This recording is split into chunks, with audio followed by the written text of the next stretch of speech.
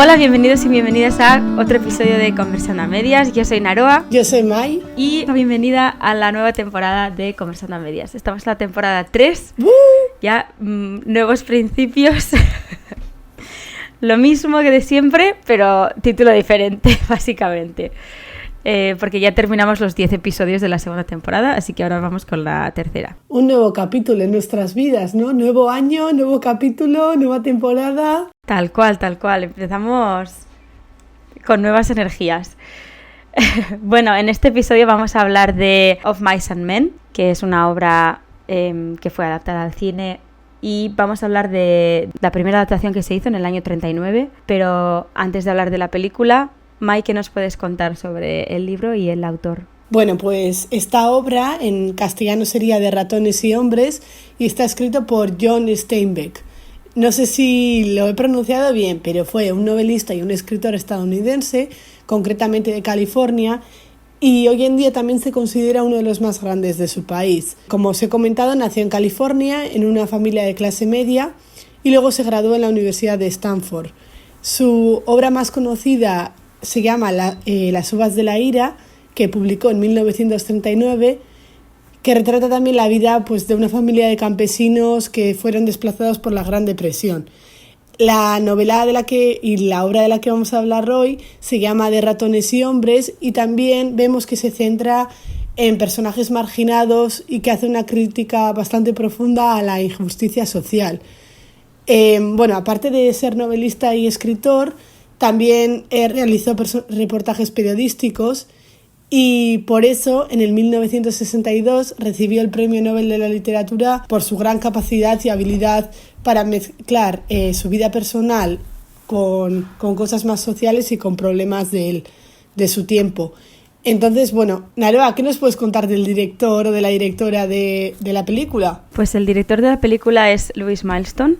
Louis Milestone, originalmente llamado Lev Milstein, porque nació en el Imperio Ruso antiguo, que ahora mismo es Moldavia, y emigró a Estados Unidos cuando tenía 18 años con su familia, pues huyendo de la inestabilidad de Europa, entonces, que serían los años 1913, pues sobre la Primera Guerra Mundial. Entonces, cuando se mudaron allí y él, mientras aprendía inglés y todo, pues y se adaptaba a su entorno, pues trabajaba en varios empleos, pero luego al final, durante esa Primera Guerra Mundial, él sirvió en el ejército de Estados Unidos, especialmente en el cuerpo de señales. Entonces él lo que hacía era trabajar como editor de cine en un laboratorio técnico donde se hacían vídeos de entrenamiento militar o de propaganda militar o cosas así.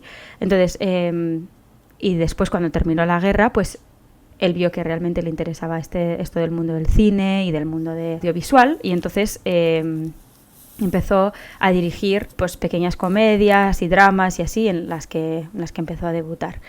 En 1927, cuando tenía más o menos 35 años o así, 33 años, ganó su primer Oscar por la película Two Arabian Nights, que es Hermanos de Armas en español. Y fue una comedia de aventuras que fue una de las primeras, ganó el Oscar a Mejor Dirección, y fue una de las primeras comedias en la historia de los Oscars que ganó algún premio, porque antes, pues no sé, a lo mejor no se consideraban películas serias o a lo mejor las comedias no estaban tan exploradas, pero sí, eso es. Entonces, más adelante, en 1930, hizo la película Sin novedad en el frente, que esta igual os suena más porque hace poco se hizo una adaptación en 2022, si no me equivoco, una adaptación de Netflix, esta película, que es muy conocida por ser una historia antibélica y pacifista, que de hecho es también una adaptación de una novela. Y esta película también ganó el Oscar a Mejor Película, y pues entonces Louis Milestone ya tuvo 2 Oscars cuando ya tenía 35 años, ya tenía 2 Oscars, y era uno de los primeros directores que empezó a enfocar la guerra como algo de horror y de terror, en vez de algo horrible que pasa, en vez de que sea algo como heroico, ¿no? Porque hasta entonces siempre se intentaba retratar la guerra o el ejército como algo heroico y no realmente como lo que era, porque él, como venía de trabajar en el ejército, pues como que él había visto el lado más crudo de la guerra también. Entonces, en 1939 hizo el retrato de Of Mice and Men, la obra de Of Mice and Men, fue aclamada porque es aparentemente una adaptación muy fiel al libro, que como hemos visto varias veces en este podcast, no siempre es el caso, pero eso habla mucho sobre la amistad, el sueño americano y pues como comentaba Mike, como es una historia retratada en la depresión, en la Gran Depresión en los 30, pues nos podemos hacer y de personajes que socialmente han sido y económicamente están afectados, ¿no? Entonces dirigió muchas películas, pues eso, sobre la guerra, antibélicas, aunque no es el caso de la que vamos a hablar hoy, pero esto es lo que más define a nuestro director, porque durante los años 50 Milestone fue señalado por un comité de actividades antiestadounidenses que se llamaba UAC, HUAC, en un contexto como de caza de brujas anticomunista, porque ya sabéis que Estados Unidos es muy como que odian a los rojos y tú tienes que querer a tu país y tú tienes que ser pro ejército y tú tienes que ser, bueno, pues la misma historia siempre de Estados Unidos, ¿no? Tienes que ser ultrapatriota. Entonces a él el hecho de que hiciera películas antibélicas se lo veían como algo antipatriótico y como algo comunista, entonces fue muy perseguido y ya poco a poco no pudo hacer tantas películas como hacía anteriormente porque eso, estaba siendo perseguido básicamente y nadie quería trabajar con él por no estar afiliados con él. Pero bueno, me parece que es un director muy icónico, muy, muy adelantado a su época, porque no sé, yo creo que históricamente más adelante, cuando el hecho de tener televisiones en casa trajo la guerra a los hogares de mucha gente y la guerra de Vietnam, pues como que ya había más conciencia de los horrores que se sufrían y todas las pérdidas que realmente y los daños que causaba una guerra. Pero en esta época donde Lewis intentaba señalar estos temas, pues no era muy, muy bienvenido, ¿no?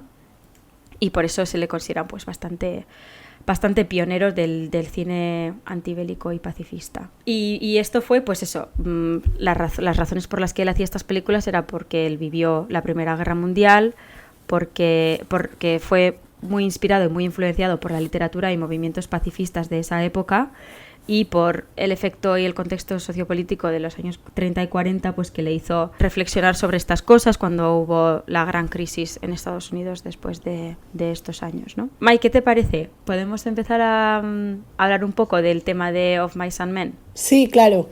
Bueno, antes de nada os voy a comentar los protagonistas principales. Serían dos hombres que se llaman George y Lenny y que son completamente diferentes.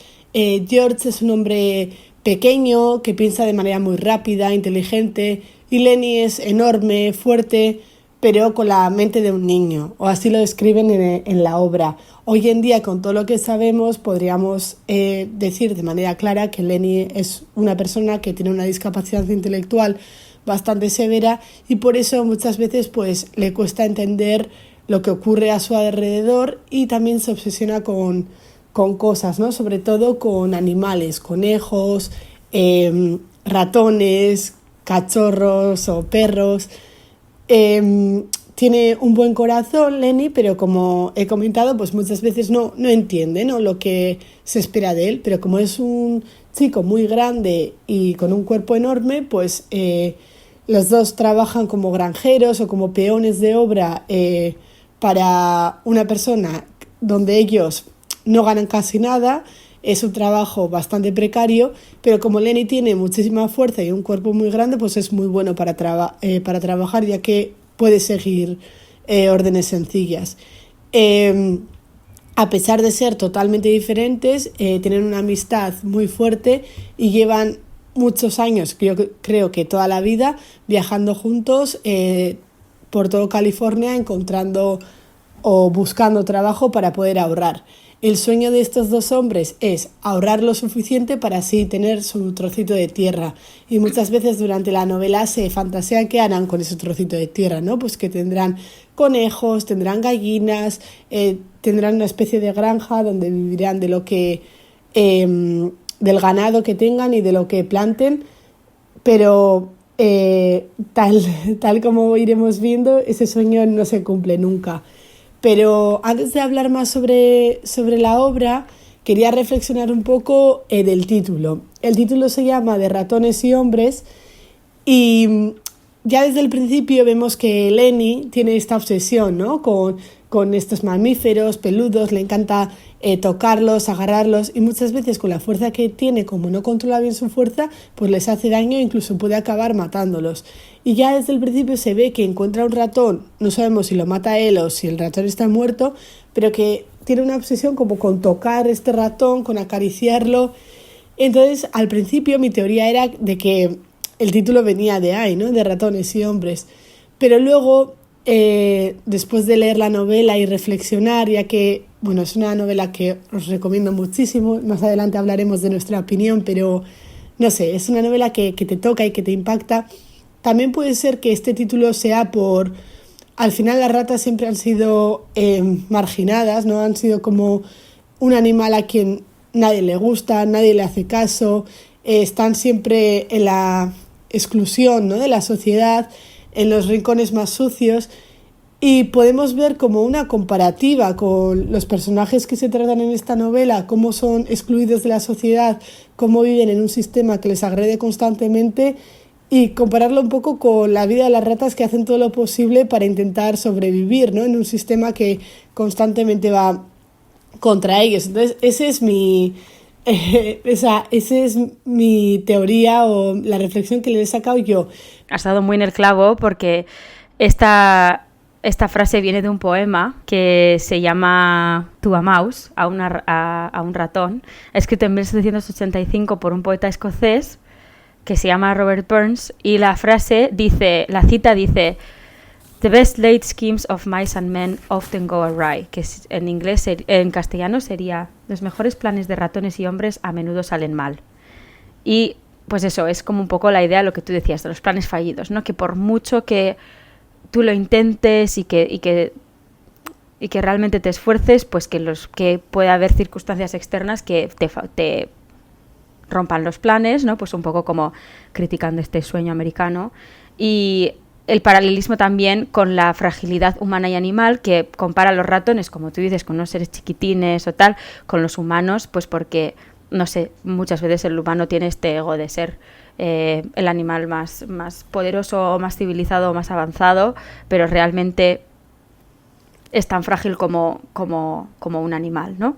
Y después, pues el simbolismo entre los animales y George y Lenny, pues eso, como te decías, pues que están en un contexto hostil y adverso y que se enfrentan a muchas cosas que como el prejuicio del resto de las personas, la soledad y el falta de control sobre sus propias vidas y su circunstancia, que les lleva a no poder conseguir sus sueños. Así que yo creo que dado que o sea, has dado el clavo, tal cual. Me ha parecido un título muy interesante y no conocía lo que tú comentas, Naroa, que viene de un poema, y me parece que es un autor que tiene una gran capacidad de hacernos transmitir muchísimas cosas detrás de un texto aparentemente sencillo, ¿no? O sea, la historia de la que vamos a hablar, bueno, tiene una trama muy sencilla, bastante fácil de ver y de leer, creo yo, pero luego se esconden otros temas muy delicados y de los que vamos a hablar a continuación. Entonces, bueno, ya hemos hablado de George y Lenny y de la amistad que tienen y cómo van por California pues buscando trabajo con ese sueño de algún día tener su tierra. ¿Y qué más nos puedes comentar de estos dos, Naroa? Bueno, pues que se encuentran, cuando empezamos la historia, se encuentran justo cambiándose de un trabajo a otro, y por lo que dan a entender parece que algo pasó en el trabajo anterior, que Lenny se descontroló y pasó algo y están un poco como huyendo de esa situación e intentando encontrar pues su próximo trabajo. Su sueño es que en este trabajo puedan quedarse un par de meses y conseguir el suficiente dinero para comprar un terreno, construir una granja y tener ahí pues sus propios animales y todo.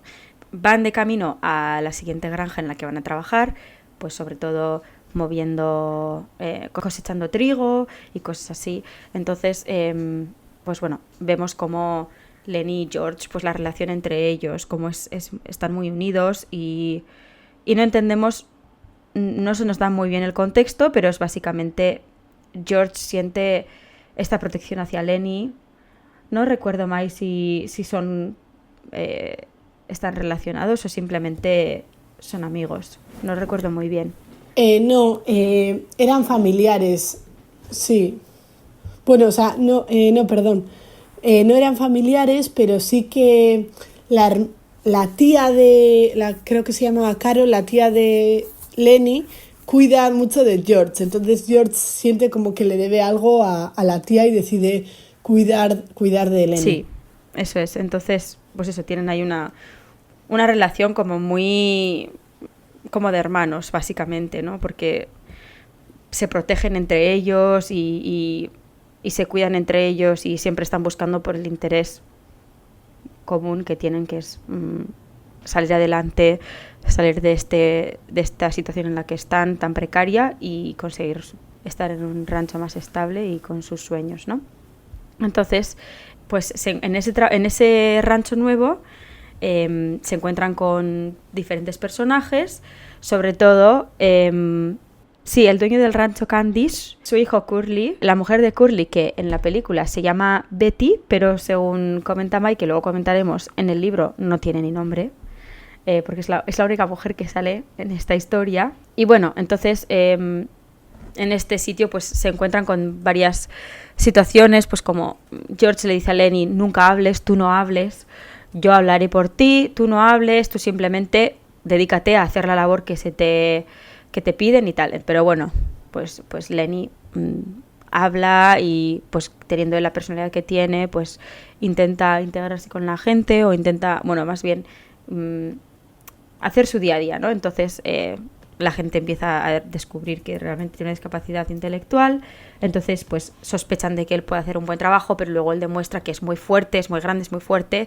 y realmente sirve para la labor manual que tienen que desempeñar en esa obra. Entonces, pues un poco entre la astucia de George y la fuerza de Lenny como que consiguen encontrar un sitio allí y George consigue hacer muchas muy buenas amistades y hacer como vínculos entre la gente con la que viven y trabajan, porque al final ellos viven allí constantemente. Sí, perdón, súper interesante la visión de la discapacidad en aquella época. Sí. Todos le tratan de chalao y de estar loco. Nadie ve más allá de eso. Claro, por puro desconocimiento de que era la situación en la que estaba.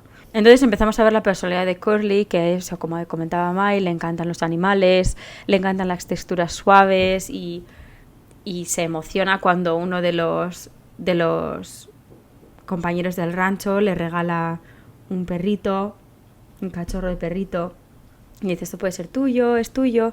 Entonces pues vemos como el lado más tierno de Lenny y el lado más inocente, y empiezas a ver que él realmente no tiene malas intenciones, y sea lo que sea que pasó anteriormente, que pasó con una chica que parece ser que la chica llevaba un vestido de una textura muy suave y él se sentía muy, muy atraído, muy obcecado por esa textura y no paraba de soltar el vestido, entonces por eso se metió en problemas, ¿no? Pues un poco precedente a lo que fuera a pasar más tarde.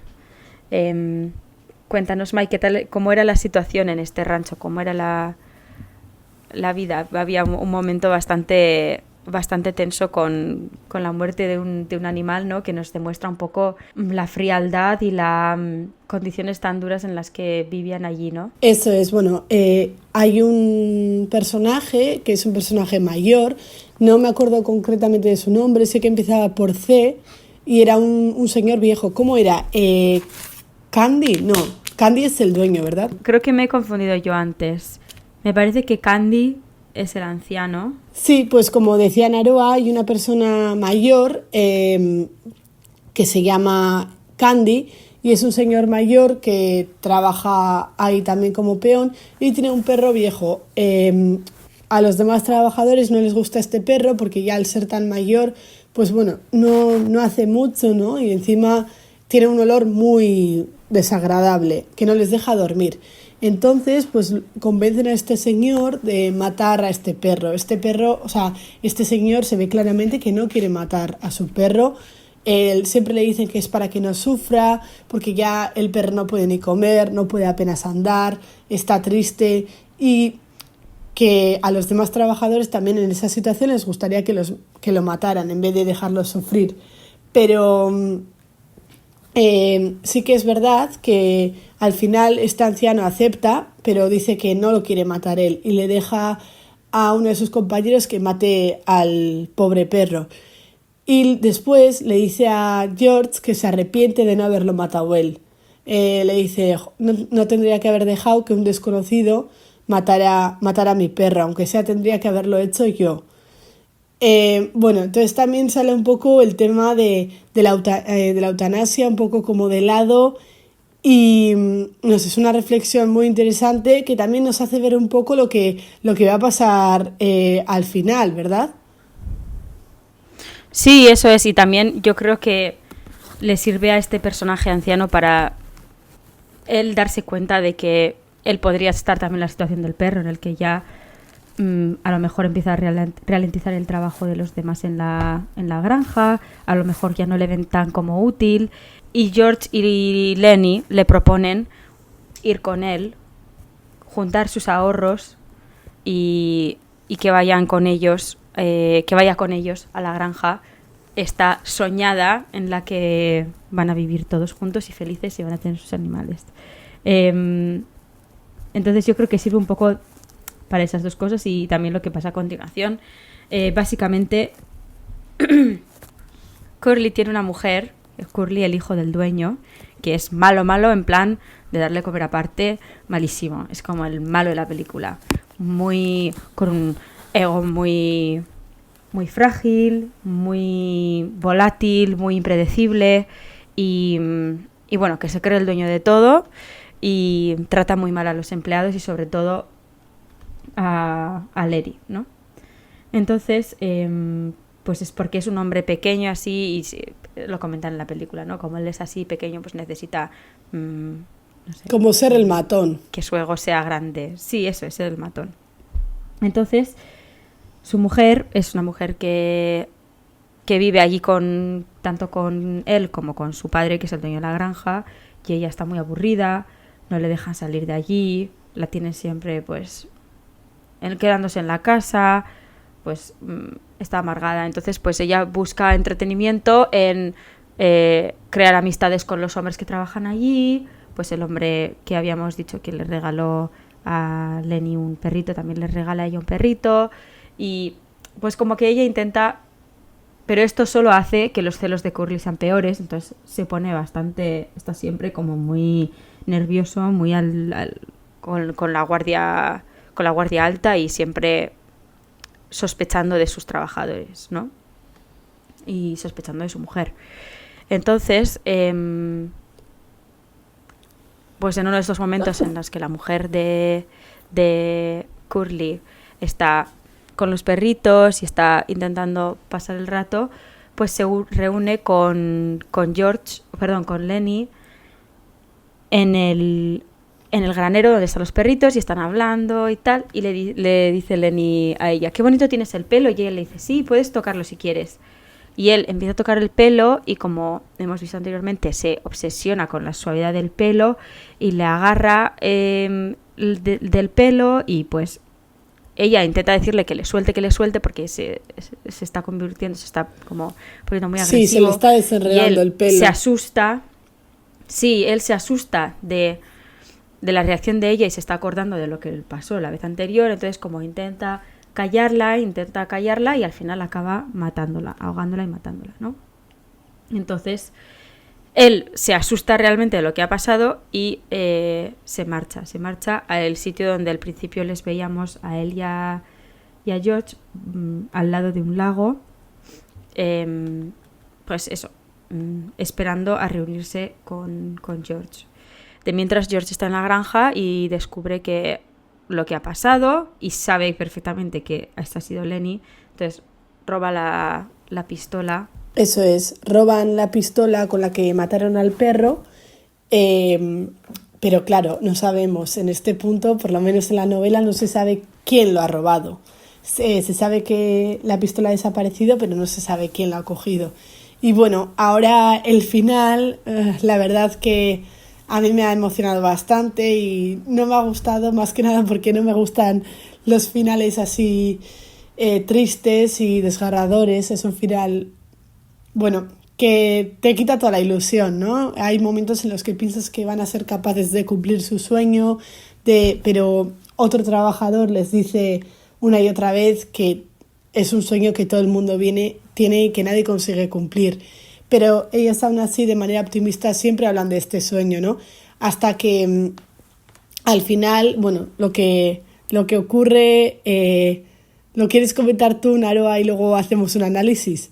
Pues lo que ocurre es que George sabe perfectamente dónde se ha escondido Lenny, que es en este sitio donde decíamos antes, y... En un matorral. Sí, en un matorral, al lado de un río o de algún riachuelo o algo. Entonces se juntan ellos dos y Lenny y George sabe perfectamente que vienen todos a por Lenny y que le van a hacer de todo. O sea que por ya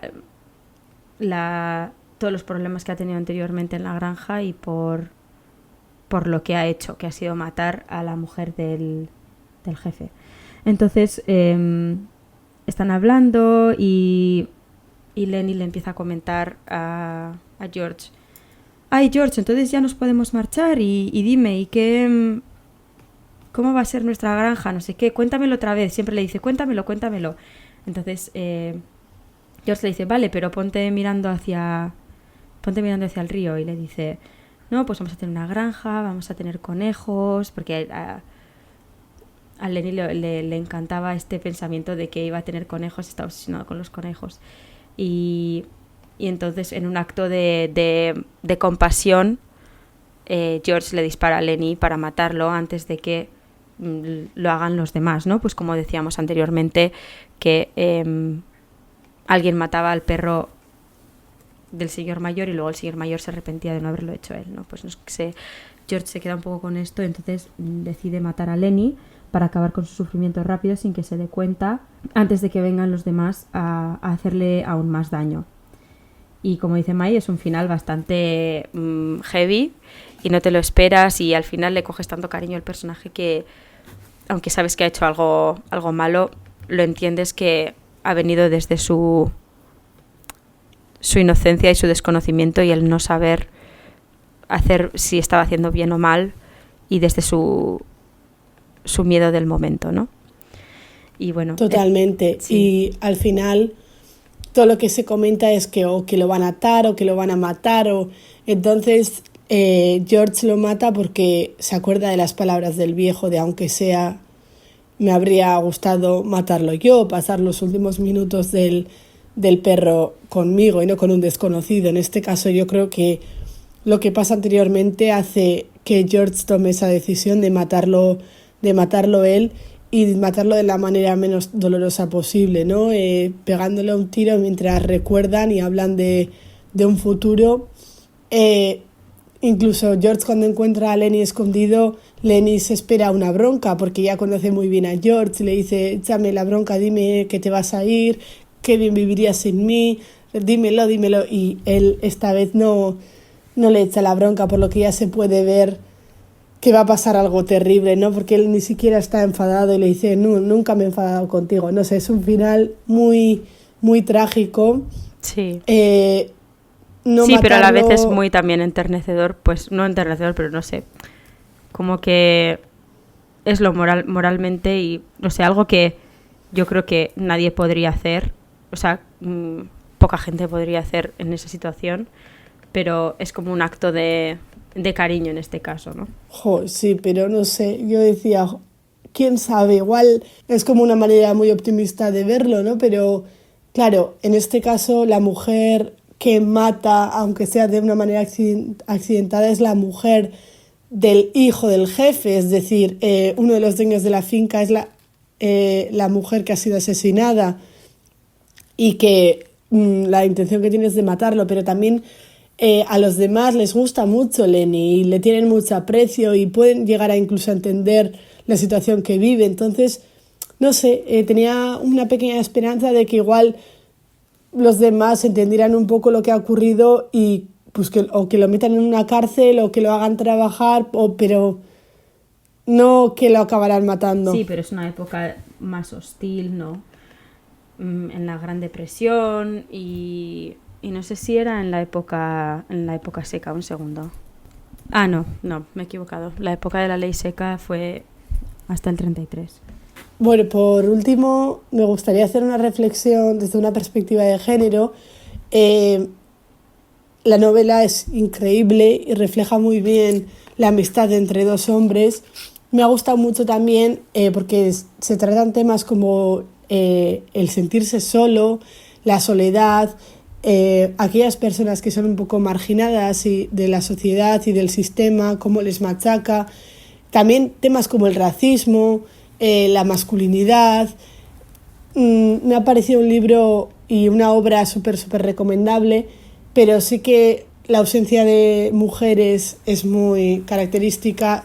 Solo se mencionan 2 mujeres en todo el libro. Bueno, por un lado la tía de Lenny, que ya ha fallecido y hablan de ella con mucho cariño, y luego la mujer de Curly, que no tiene ni nombre siquiera. Es la mujer que nunca recibe un nombre, y esto también simboliza su anonimato y la invisibilidad que sufre. Y al final se le está comparando con un animal con el que un animal con el que Lenny está obsesionado, ¿no? Que es suave y, o sea, no sé cómo explicarlo, pero básicamente solo sirve a la trama en una forma física y en una forma de lo que simboliza es la mujer del jefe. Y cuando es asesinada, el señor viejo se hace cargo de quedarse con ella hasta que venga alguien más, y el señor dice: mira, estarás contenta, has conseguido lo que querías, tú solo venías aquí a traer problemas. O sea, esta visión de la mujer como algo malvado que está solo ahí para provocar. Nadie la entiende como una mujer que siente la soledad y que quiere hablar con otros, no, es como la provocadora, la que quiere acostarse con todos teniendo marido. Nadie piensa de ella de otra manera más allá de eso. Y claro.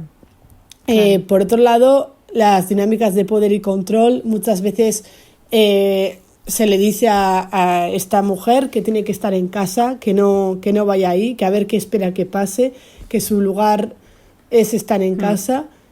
Y luego también la masculinidad, ¿no? O sea, el sueño de los hombres es el tener control, el proporcionar estabilidad, ser dueño de algo, de un terreno, y las mujeres solo son vistas como objetos de deseo cuando se habla de las mujeres que trabajan en un burdel al que suelen ir los sábados, o como madres, o como elementos o personas que van a desestabilizar el orden establecido.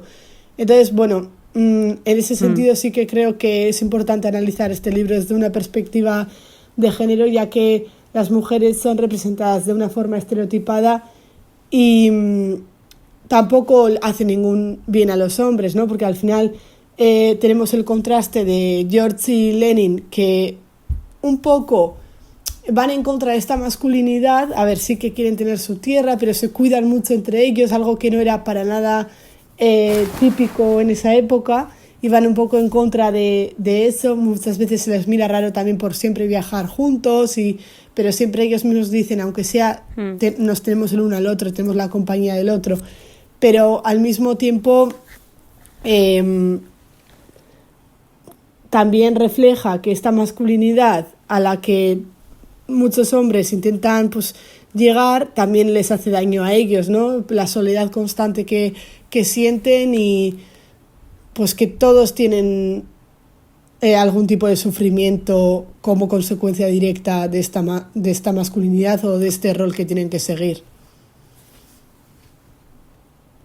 Sí, ¿y tú, Lara, lo recomendarías o qué te ha parecido? Sí, bueno, yo recalcar que esta película que hemos analizado es la versión del 1939.